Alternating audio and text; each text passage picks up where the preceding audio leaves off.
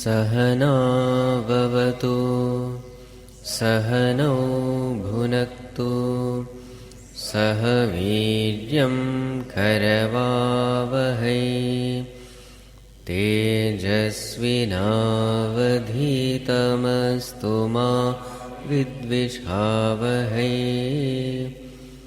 Om Shanti Shanti Shanti.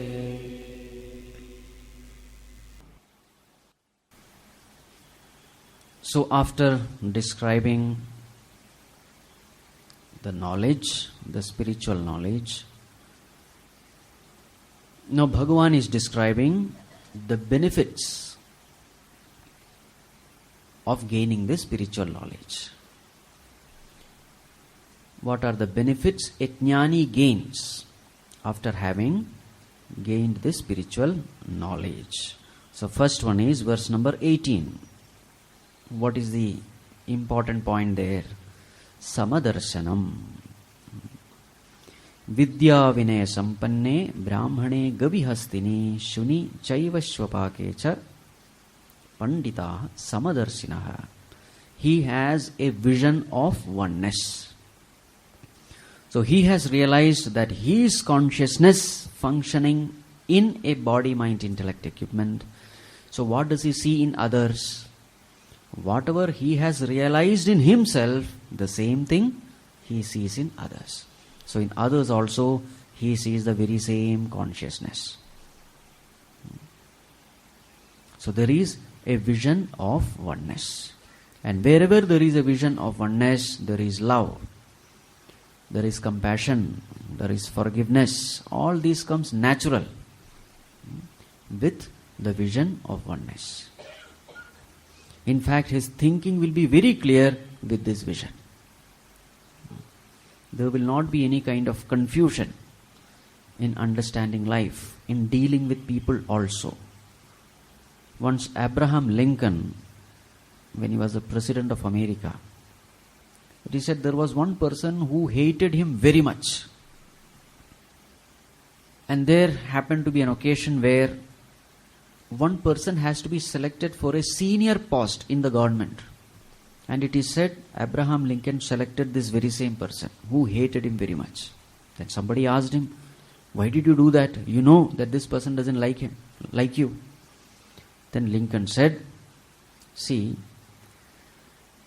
personal relationships are different.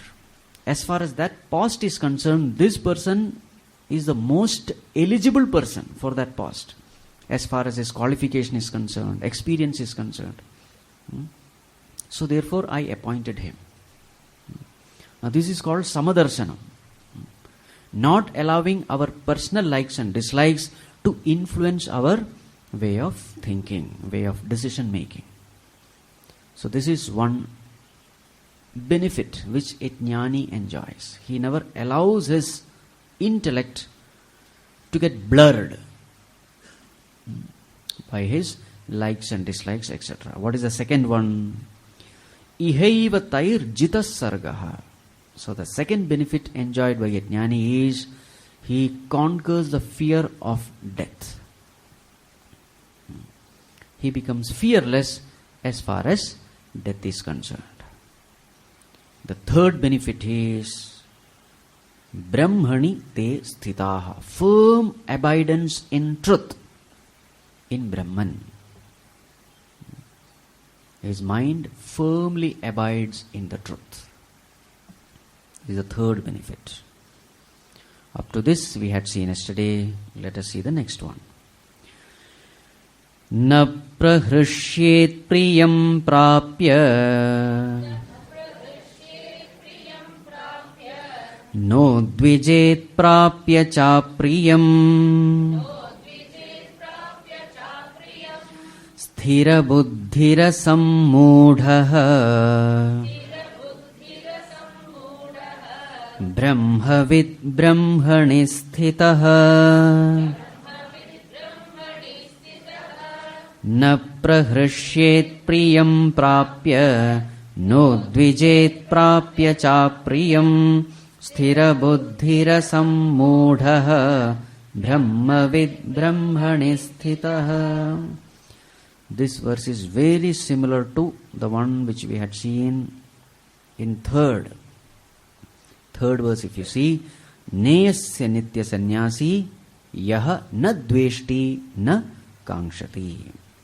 The one who neither hates nor craves, free from likes and dislikes. So the same point is mentioned here. The sign of a true sannyasi. What is it? Priyam prapya na praghrishyet. When conducive circumstances come, that which you like, that is called priyam.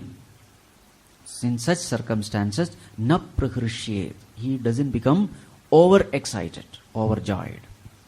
Na udvijet prapya cha apriyam. When apriyam comes, unconducive environments, situations, na udvijet. He doesn't become disturbed, agitated. So, he is unaffected amidst the pair of opposites of the world. What are the pairs of opposites? Sukha, dukkha, labha, nashta, mana, apamana. These are all the pairs of opposites which comes. What is his state of mind? His state of mind is manaha samye sthitam. Mind is at peace, not disturbed. He has thoroughly analyzed life. Remember, we are talking of a jnani. In fact, he gains this ability even at the stage of a karma yogi itself. At the level of karma yogi itself, he has developed this state to keep the mind at peace, even while performing action, even while receiving the results from the world. So here is a person who has understood what is peace of mind, what is happiness. So he has understood that happiness has something to do with the state of the mind and nothing to do with the situations of the world. Normally what happens? Whenever a tragic situation happens, a disturbing situations come from the world, what happens is this disturbing situation triggers a series of negative thoughts in the mind, and it is these negative thoughts which causes disturbance in the mind. So therefore, why am I disturbed amidst unconducive circumstances? It is only because of my own negative thoughts. This, at the karma yoga level itself, he has understood. So there is an unconducive environment. This unconducive environment triggers a series of negative thoughts, and these negative thoughts ultimately disturbs the mind. So why am I disturbed? Not because of the disturbing environment, but because of my negative thoughts. So what am I supposed to do? The only thing which I am supposed to do is let not this unconducive circumstances trigger this negative series of thoughts. If I am able to generate positive thoughts even amidst unconducive circumstances, I will find my mind to be peaceful. My peace of mind has nothing to do with the world, it has something to do with my thoughts. Now this thought culture has been given by this Mahatma at the Karma Yoga stage itself. What is Karma Yoga stage? Prasada Buddhi. What is Prasada Buddhi? Whatever be the situation, keep your mind cheerful. Let the thoughts be cheerful. This is all what we have to do. Happiness is my own state. It is my own nature. Nobody can interfere or nobody can take it away from me without my consent. If I am losing my peace of mind, who has to be blamed? I alone have to be blamed. I cannot blame others.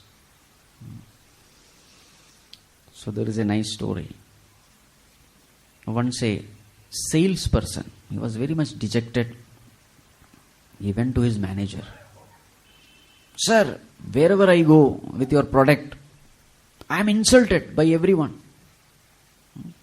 I think I must stop this business. I am not meant for this profession. The manager said, what? You have been insulted? Throughout my 30 years of career, I have never been insulted. Yes, my suitcase has been thrown out. I have been abused. I have been kicked. They have slammed the door on my face, but insult, never. You understand? All these things have happened, but none dare to insult me. Why? Because if I have to feel the insult, who has to give the consent? I should feel it. This is very true. What kind of thoughts are generated in a particular situation? Those thoughts will determine your state of mind. So therefore, don't put the key of happiness in somebody else's pocket. Let the key of happiness be in your own pocket. How can you do that? By choosing your thoughts. Every situation you have a choice. You have the choice. What kind of thoughts to entertain? Positive or negative? Generally what happens is we are not aware of these things. Something negative happens in the outer world and I am disturbed. So therefore what do I say? Because of this happening, I am disturbed. Because of this person, I am disturbed. Because of this situation, I am disturbed. Situation, a thing, being or a situation can never dictate terms to us. This understanding we gain when we start observing our mind. Otherwise we never gain this. Because things happen so fast that we see only the relationship between situation and the state of mind. Our state of mind is determined by thoughts we generate. In Karma Yoga stage itself, this person has won over that. So therefore, as a jnani, he is never going to have any problem. External situations, of course, no doubt, there is a little bit up and down, but he quickly recovers from it. That is more important. So as a sadhaka, we have to keep this test in mind. What is that test? It is called as FIR test. You know what is FIR test? Not first information report. First, F means frequency. Frequency means how frequently I am getting disturbed in life. That is F. In a day, how frequently I am getting disturbed. I means how intensely I am getting disturbed. The disturbance also has got certain intensity. How intensely I am going to get disturbed. And the third is called recovery time. How quickly I am recovering from that disturbed state of mind. How quickly I recover and gain my state of equilibrium. This is called R. F-I-R. So as you progress in spirituality, what should happen to FIR? Should it increase or decrease? It should decrease. How frequently I am getting disturbed? That frequency should decrease. Meaning, the disturbance frequency should come down. I should rarely get disturbed. Once in a while. Intensity, it should get reduced. And recovery time also should get reduced. How quickly I gain my balance after that tragic incident, after that shock. So this shows our progress in spiritual path. FIR should keep on decreasing as the years go by. Then we are progressing in sadhana. So here, what is the benefit enjoyed by a Mahatma? Mind is unaffected by the pairs of opposites.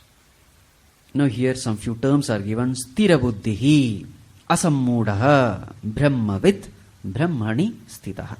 These terms also can be put in certain order.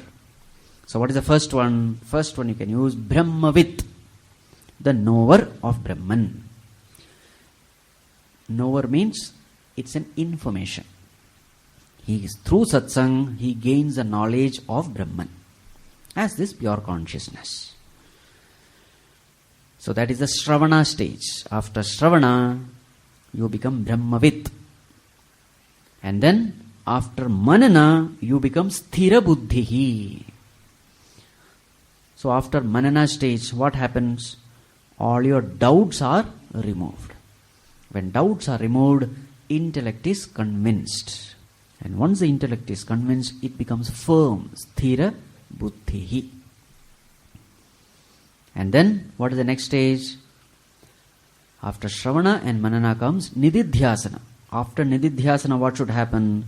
Brahmani sthitaha. One firmly abides in the experience of Brahman. Brahmani sthitaha. And once that abidance happens, the next term is asammudhaha. He is no more deluded by the illusory world. Asammudhaha.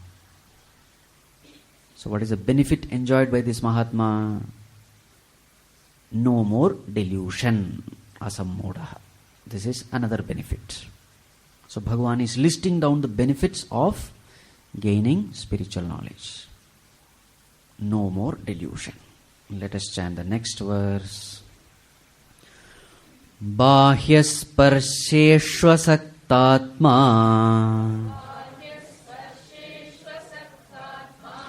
Vindatyatmani yat sukham Sabrahma yoga yuktatma Sukhamakshayamashnute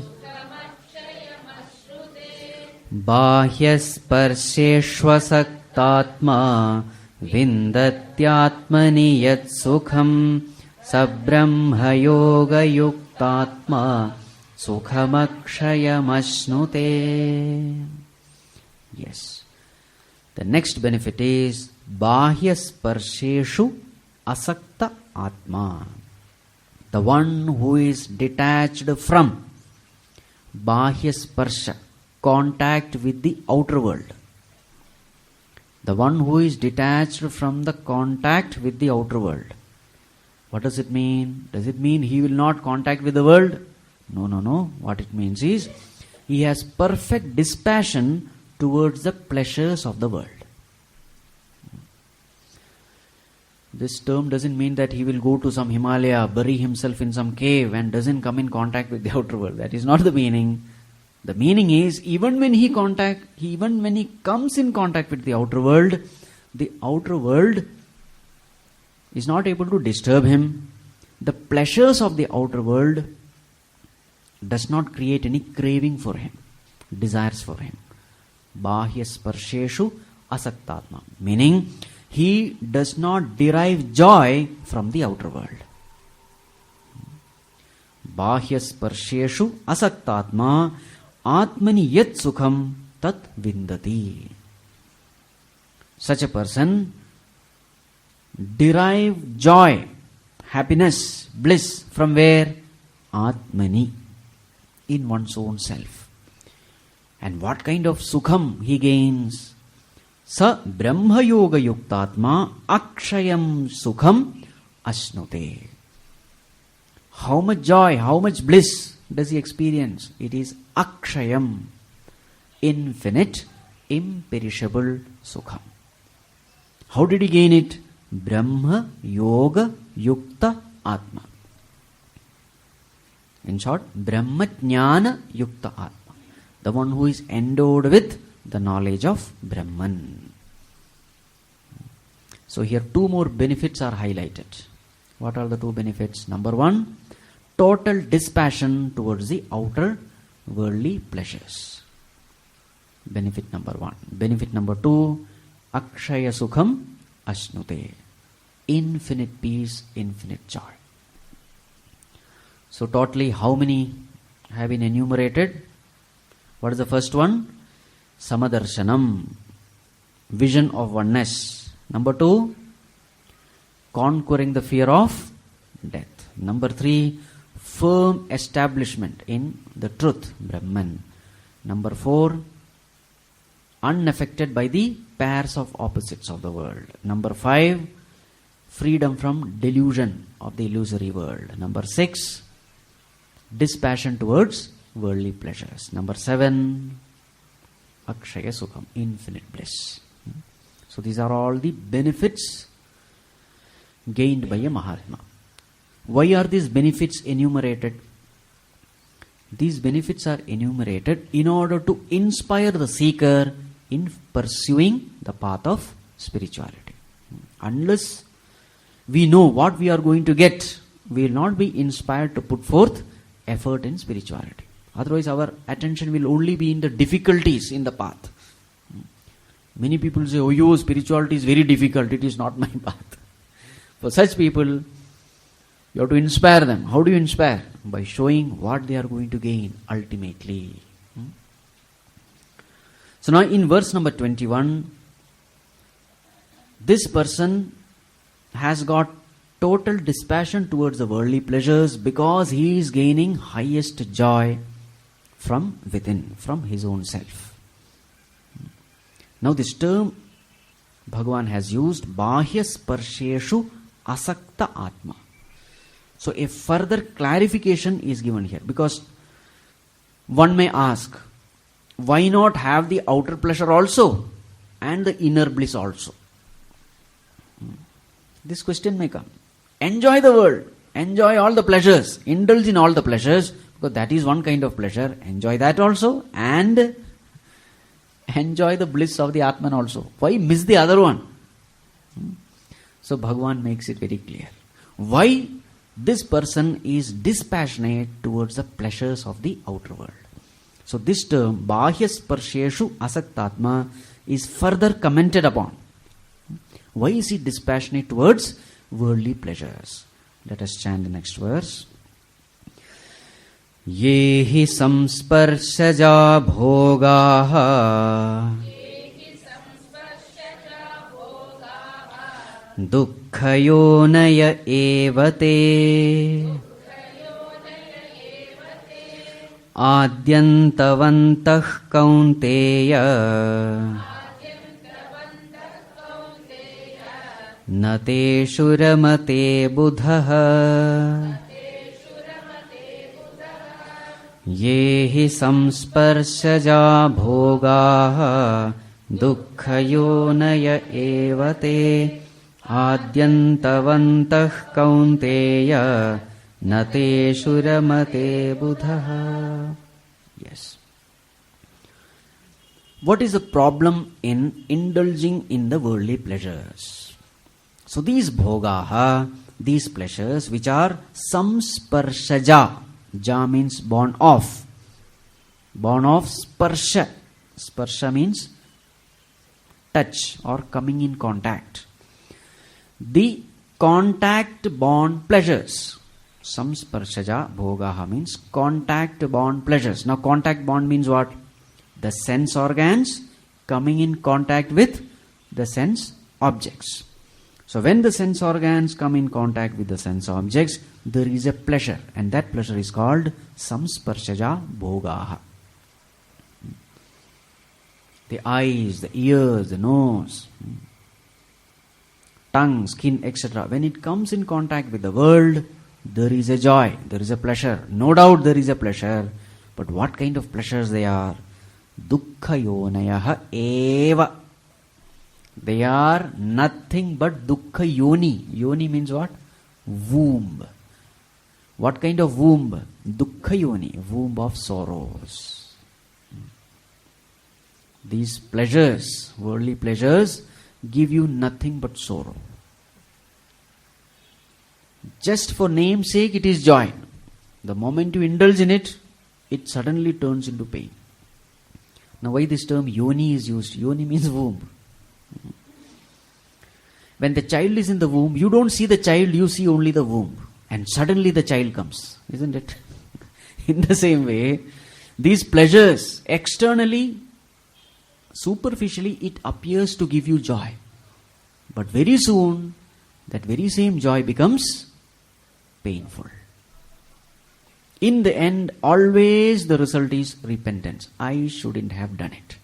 I shouldn't have indulged in it. This will be the end result of all the enjoyments. So Bhagavan says, the end result is dukkha yoni. Why is it dukkha yoni? Bhagavan gives one reason. Adyantavantaha. Because it has adi, it has anta. It has a beginning, it has an end. So therefore, nateshu buddhaha ramate. The wise people don't revel in these pleasures. That is why he has become bahya sparsheshu asaktatma. Earlier verse. There is a commentary upon that particular term. This person doesn't revel in the worldly pleasures because the end result is sorrow, end result is suffering. Now here there is only one reason given. There are very many reasons given in different scriptures, given in the very same Bhagavad Gita in different places, in different contexts. So let us enumerate what are the defects of indulging in worldly pleasures. Number one, the very same thing, adyantavantaha. It has a beginning, it has an end. Now what kind of happiness are we seeking? Akshaya sukham, earlier verse. Sukham akshayam asnute. What kind of happiness are we seeking? We are seeking infinite happiness for infinite period of time, isn't it? This is our goal.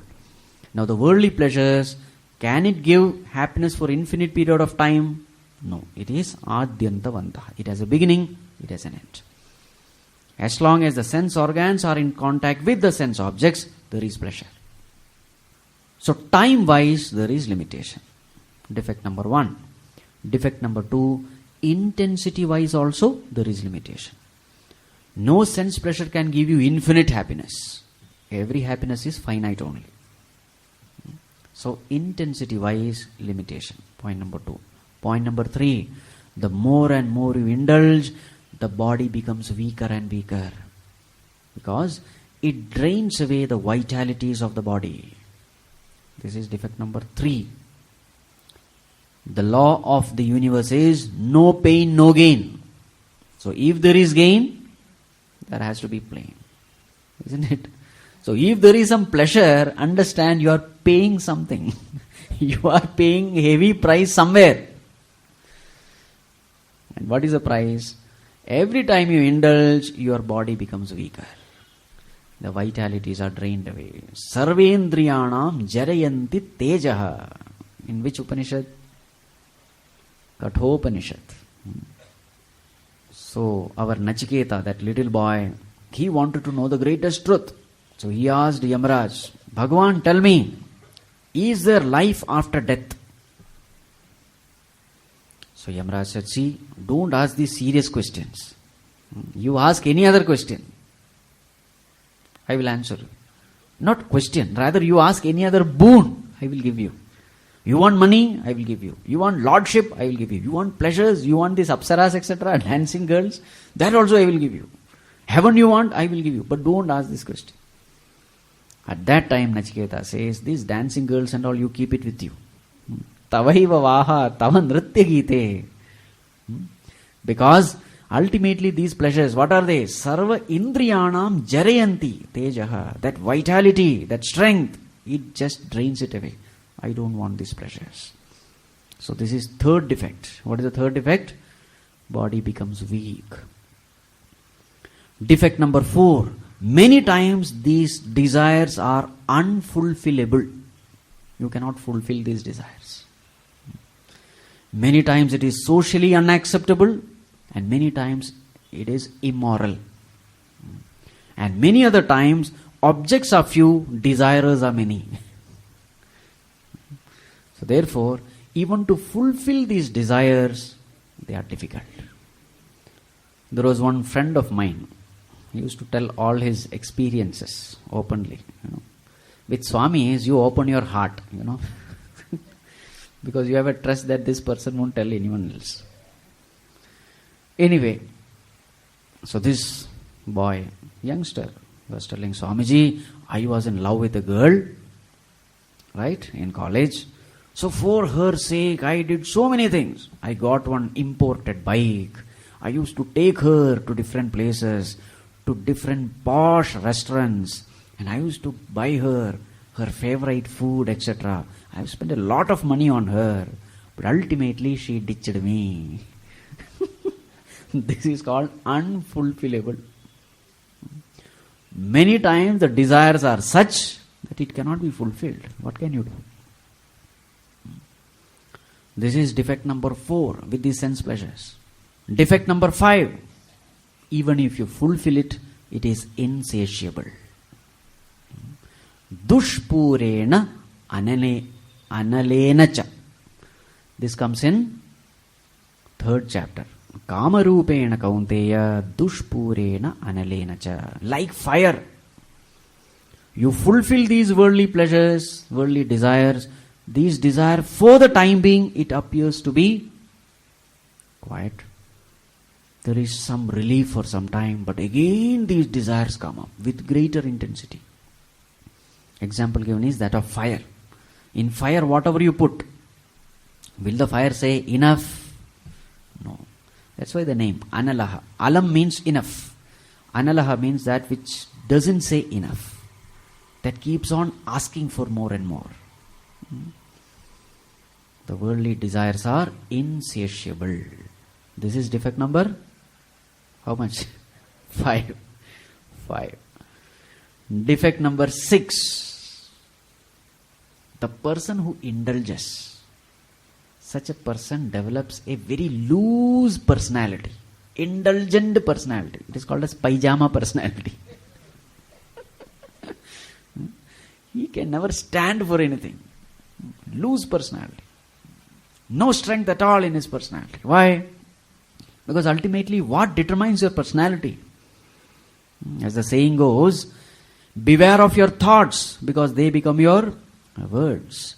Beware of your words because they become your actions. Beware of your actions because they become your habits. Beware of your habits because they become your character or personality. So a person who is totally indulgent, he will have only such kind of thoughts. And such a person will never have any strength in his personality. This is defect number 6. Defect number 7, he becomes a slave of his mind. Who is the one who wants to indulge? It is the mind. The mind likes to indulge. Whenever you operate from your mind, remember, mind becomes stronger and stronger. Whenever you operate from likes and dislikes, your likes and dislikes become stronger and stronger. If you operate from rights and wrongs, your intellect will become stronger. Both the faculties are there in you, mind and the intellect. The faculty which you use time and again, that becomes stronger. Now what is this person doing? Every time he feels to indulge, he indulges. Meaning what? He is exercising his mind. A time comes when his likes and dislikes become so strong that his mind is so powerful that the intellect is totally weak. So even when he knows that this is something wrong, he can't take decision. So therefore he becomes a slave of his mind. This is defect number 7. Defect number 8. In such a person, the moment desires arises, the intellect is totally crippled, jammed, paralyzed. Intellect is the seat or the faculty with which you take decision based on right and wrong. In a person who is very much indulgent, the desire for indulgence covers the intellect. Now what happens to a person who has no intellect, whose intellect is cut off from him? He becomes a two-legged animal, isn't it? What is the difference between animal and human being? It is this intellect, the ability to think, the ability to discriminate. Now that faculty is not there. Then what happens? Bas. He behaves like an animal, acts in haste, repents in leisure. Bas. Intellect is no more available. This is defect number 8. Defect number 9. Actually speaking, these pleasures of the world, they are illusory. There is no pleasure in the world at all. If at all you are getting some glimpse of happiness, what is the only source of happiness? It is the self. Then why do we feel that happiness lies in the external objects? What we see is only a reflected happiness. It is not the original happiness. The moment the mind is filled with desire, there is a disturbance. And the moment you fulfill that desire, the mind is quiet. And in that quietude, I experience the joy which is already within. So actually, what is the real source of happiness? It is not the object, it is a peace of mind, because of which the joy within emerges forth. It is available to experience. So therefore, objects don't have happiness, it is illusory. If objects were to give us happiness, all the time it should give us happiness, isn't it? For example, a laddu. A laddu has a certain amount of happiness, let us say. The first laddu gives, say, 10 units of happiness. Second laddu, how much will it give? 5. 50th laddu, happiness will be in minus. Meaning, it will give you misery. If happiness is there in the object, every time it should give happiness to all people at all times. This is not we find. This is not what we find. So therefore, happiness is actually within ourselves. This is defect number 9. So after having understood all this, he becomes bahya sparsheshu asaktatma. This is the way you have to handle the mind. This technique is called sublimation, educating the mind. So whenever the mind desires something, 2 things you have to do. Number 1, tell the mind, oh my dear mind, there is no joy in the outer world. Why are you unnecessarily struggling? How many times you have burnt your fingers? Again, why do you want to go there? Number 1, there is no joy in the outer world. Number 2, there is a place where you will really get joy. What is that? One's own self. There it is, akshayam sukham asnute. Isn't it? So you have to educate the mind in both ways. Number 1, you have to tell the mind there is no joy in the outer world. Number 2, you have to show the mind where exactly the joy is found. And once the mind starts experiencing the higher joy, the mind will automatically leave the craving for the lower joy. This is called the technique of sublimation. No other technique is going to work. Will technique of indulgence work? Technique of indulgence means whenever the desire comes, indulge. And there is some relief. And enjoy that relief for some time. Will it work? It won't work because of all these defects. And moreover, the craving will only increase. Another technique is technique of suppression. Whenever desire comes, you suppress it. With your willpower or whatever. Will it work? Again, it won't work because the mind is waiting for an opportunity. The moment your willpower is weak, it will indulge 10 times more. All the pent-up desires gush forth. Technique of suppression also will not work. Then the only technique which will work is technique of sublimation, where you educate the mind. You develop right understanding. You have a very powerful intellect who has been educated in the lines of scriptures, who is a very storehouse of all experiences. Experiences analyzed in the light of scriptural knowledge. Such a matured intellect, and in front of such a matured intellect, the mind cannot loosely wander around. That intellect pulls the mind within. Yato yato nischarati manaschanchalamassthiram tatas tato niyamyetat atmani eva vasham nayet. शनै शनैरुपरमे बुद्ध्या धृतिगृहीतया आत्मसंस्थं मनः कृत्वा न किंचिदपि चिन्तयेत्. This is what we have to do at the seat of meditation. Whenever the mind goes around, with your intellect, bring back the mind and fix it in the self. All this is possible only when you have thorough knowledge about the world, about the limitations of the world, and also clarity in understanding about the higher reality. Then you can withdraw the mind and fix it in the self. Otherwise, what will happen? Indriyanam hi charatam yan manon vidhiyate tadasya harati prajnam vayur nava iva ambhasi. This is what will happen. What will happen? If no such preparation is done, just like the wind carrying the boat in the river or in the ocean, in the same way, the desires will carry your mind.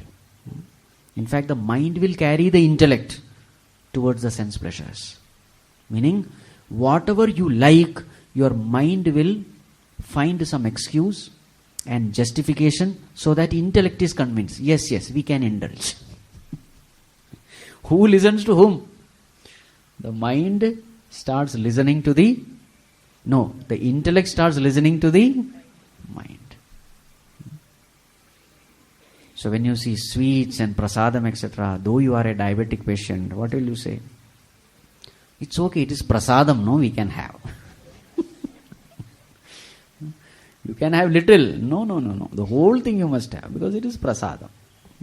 This is called intellect listening to the mind. Isn't it? Many times when we don't like someone, when we hate someone, we find enough arguments to prove that he is hate-worthy. Isn't it? You will find that you will not find an argument why he should be loved. No. This is one way the ego functions. Whenever you find that your mind is giving arguments after arguments and proving why this person should be hated, understand your ego is at function. So at the subtle level you have to understand all these things. So what is the technique of sublimation? Technique of sublimation is your intellect is strong. You are not allowing the mind to play its game. It has played enough in the past. In all our previous births, it has played. Now as a sadhaka, you are not allowing it to play its game. Technique of sublimation. And a time comes, as I said, the mind readily comes under the discipline of intellect. Then such a person will have no friction in life. The struggle comes here, in between. See, for an ignorant person also there is no struggle. For a jnani also there is no struggle. The struggle is to the one who is in the Trishanku Swarga, For an ignorant person, indulgence is bliss. So he has no problem. There is no one to oppose him. But for a person who has read the scriptures, every time he tries to indulge, the other thoughts props up, isn't it? So therefore he can neither indulge in that joy, nor is he able to enjoy the higher bliss. In between. It's a very painful state. But everyone has to go through that state. Everyone has to go through. So who is a really wise person, happy person? Bhagavan gives a beautiful verse. Let us chant the next one. Shaknoti haiva yas sodhum praksharira vimokshanat kamakrodhodbhavam vegam sayuktas sukhi naraha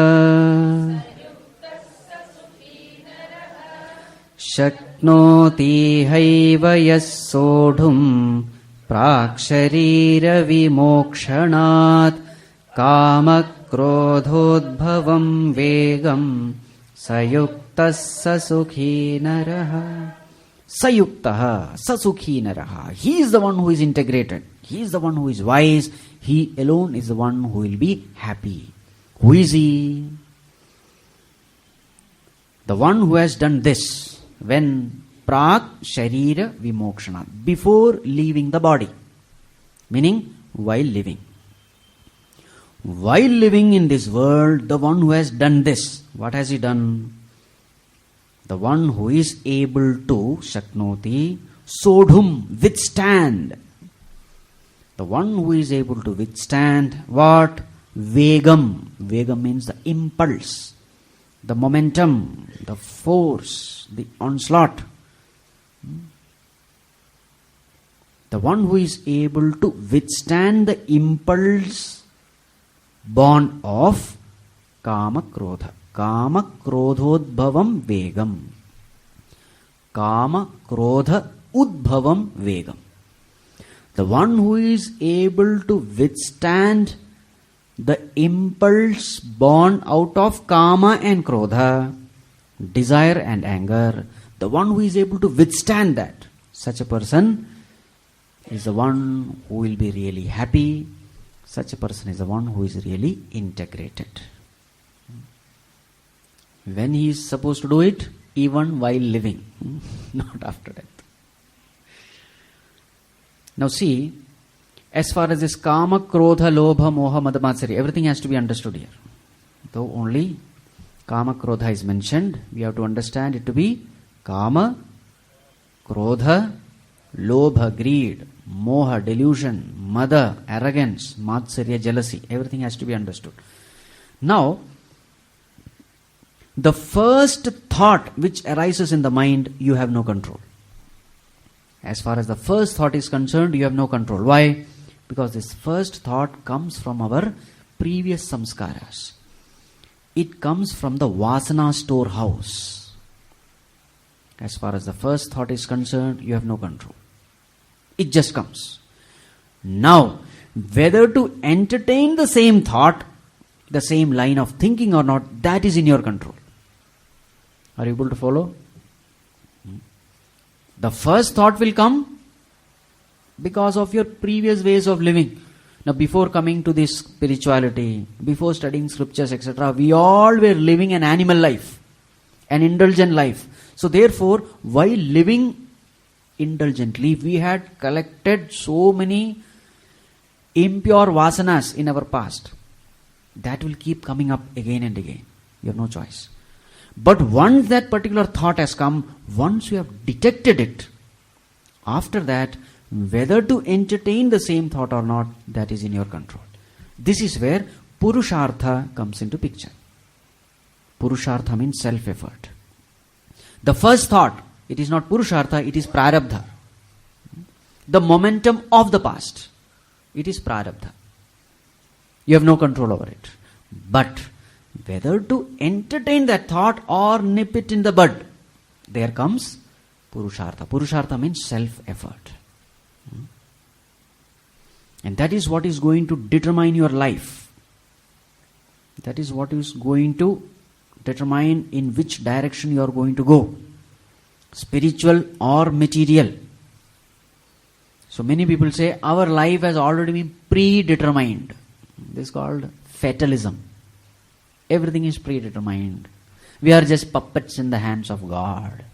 He is playing the game. We are all mere puppets, etc. They are all nonsensical. Every person has that, what you call, free will, choice to change his life. Just like your present is born because of your past actions, your present is decided by your past actions. In the same way, your future will be decided by your present effort. So who has created your destiny? Not God or stars or this or that. You yourself, you have created your destiny. And you have been given the power to change destiny. If you say, no, God has decided the destiny, that is also true. Who are you? You are none other than God only, no? So that is also fine. God created you. Understand that God is none other than you. And there is no problem. Isn't it? So what will a wise spiritual aspirant do? Number one, he will try to detect these vasanas at a very early age, very early stage. The more and more advanced you are, the earlier you are able to detect the negative thought build up in you. If you are a very immature seeker, everything happens and then you are aware. After everything has finished, then you say, I shouldn't have done it. But as you progress in spirituality, what happens? The thought build up, you are able to detect at a very early stage. And remember, at early stage, it is always easy. Nipping it in the bud is always easy than cutting a huge tree. Isn't it? So this is one great thing which these Mahatmas, this is a great ability which Mahatmas have. The moment the thoughts are building up, because of his so many years of practice, one part of the mind is always turned within. And because that mind is turned within, anything happening, he detects. And once it is detected, he removes it. Our problem is we are not able to detect at an early stage. In Viveka Chudamani, Shankaracharya gives the example of this ball falling from the steps. Suppose the ball is rolling down the steps. In the beginning it is easy to hold the ball. But once the ball picks up momentum, it becomes very difficult. It is same thing with thoughts also. The vasanas generate one thought. This one thought, like cancerous cells, as it spreads, you should immediately apply the medicine. Medicine of spiritual knowledge. Burn it down. Then you are safe. That is what Bhagavan says here. That person who is capable, Shaknoti, to withstand the onslaught by nipping such unhealthy thought processes in oneself at an early stage, such a person is Sukhi, happy, Yuktaha, integrated. He will never commit a blunder. Committing blunder is at the body level, which is the grossest level. He is able to detect it at the mind level itself and he destroys it. He never allows the thought to take the form of action. So what is the price to be paid for it? Alertness. Absolute alertness. As you move in spirituality, you become more and more alert. Remember, who are you? Sat Chit. Chit also means alertness, being conscious. Living in the moment. Not living in some dead past or some unborn future. No, living in the moment. So only one who is living in the moment will detect all this. Others are just carried away by the mind. So constant vigilance, constant alertness is the price you have to pay if you want to be happy. Do you want to be happy? Such a person is Sukhi Naraha. Otherwise he is Va Naraha. How did this word Vanaraha come? Naraha Va. Easy a human being. That is how it has come. Va means easy. It's a question mark. Vanaraha. When you see a monkey, you doubt whether it is a human because there are so many similarities with human being. So that's how that name has come. Vanaraha. Naraha. So many of us, though we are in the human form, the mind is still monkey mind only, isn't it? Such a person is Sukhi. This is the instruction not given for a jnani, it is an instruction given for the spiritual seekers, for sadhakas. For a jnani, these problems doesn't come at all. As far as he is concerned, mind itself doesn't exist. Manasam tu kim margane krute naiva manasam marga arjavat. As far as a jnani is concerned, mind itself is not there. Where is the question of silencing it, etc.? So this verse is for a sadhaka. Once again, Bhagavan talks about jnani. Let us chant verse number 24. Yontas sukhontararamaha tathantarjyotirevayah sayogi brahma nirvanam brahma bhutodhigacchati yontas sukhontararamaha tathantarjyotirevayah sayogi brahma nirvanam. Such a Mahatma who is antasukhaha, one who derives happiness, joy, peace, contentment. From where? Antaha, from within oneself. Antasukhaha, antararamaha, one who is taking rest within oneself. He is ever at rest in one's own self. See, when a wheel moves, have you seen? The center part is always at rest, isn't it? Meaning, the movement is minimum. The same way, the more and more you abide in the center, there is more and more of rest. Antasukhaha, antararamaha, tatha antarjyotihi. The one who is abiding in the light within. What is this light? Jyoti. It is nothing but light of consciousness. Now this light of consciousness is symbolically represented in the temples. In the temple we do arati, isn't it? So you will find these old temples, etc. The sanctum sanctorum is always dark. You will not be even able to see which murti it is. Have you seen old temples, etc.? You will find. What does it mean? It means you cannot see God as an object. It is dark. You cannot see. Then during Arati, they light a lamp and then they do the Arati. During Arati, you see. What does it mean? Only Lord can be known as a light of consciousness. In the light of consciousness, as consciousness alone, you will experience God. And what is the mantra chanted? Na tatra suryo bhati na chandra tarakam nema vidyuto bhanti kuto yamagnihi tameva bhantam anubhati sarvam tasya bhasa sarvamidam vibhati. This is the mantra chanted when we do the arati.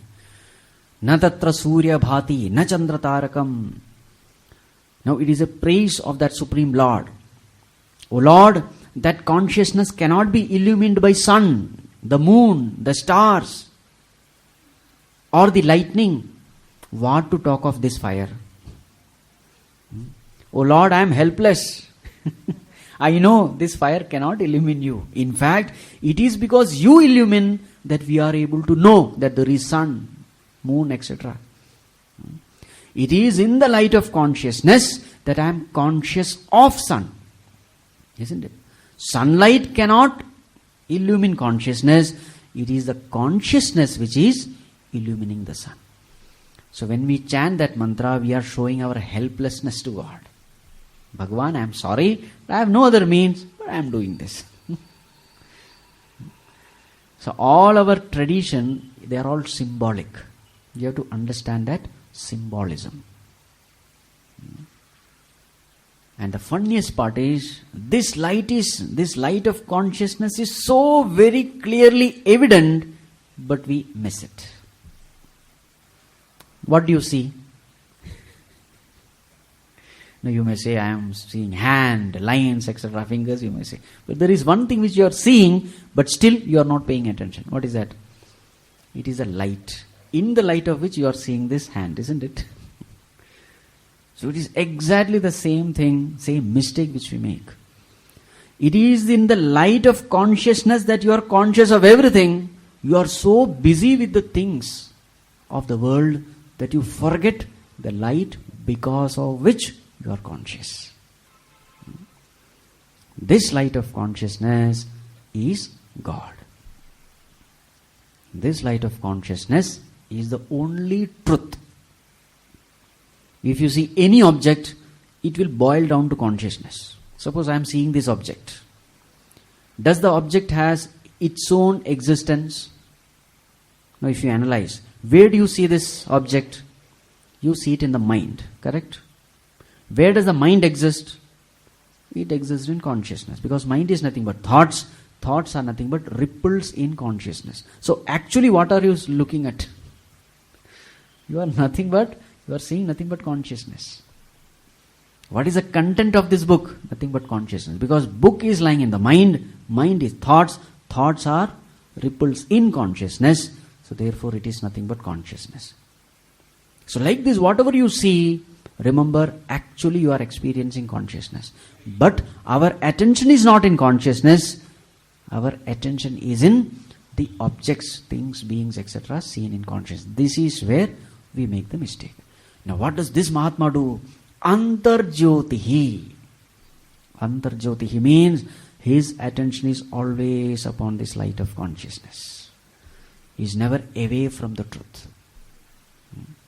This is called fixing one's mind upon God.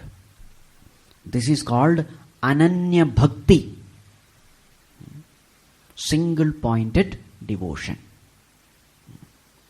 Ever remaining in touch with the truth. In touch with God.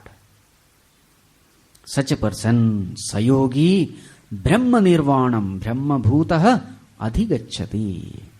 The one who is ever paying attention to this consciousness within. While living, he is Brahma Bhutaha. He has become Brahman. After death, Brahma Nirvanam Adhigacchati. His mind merges in Brahman. Meaning, while living also his experience is Brahman. While death also, after death also, his experience continues. While living, also I know I am consciousness. After death also, the experience of consciousness continues. While living, he is a Jivan Mukta. After death, he is a Videha Mukta. Names are different, but experience is the same. Right, the same thought continues. We will see tomorrow. Om Sarve Bhavantu Sukhinah Sarve Santu Niramayah Sarve Bhadrani Pasyantu Ma Kaschid Dukkha Bhag Bhave Asato Ma Sadgamaya Tamaso Ma Jyotirgamaya Mrityorma Amritangamaya. Om Shanti Shanti Shanti. Harihi Om Shri Gurubhyo Namaha.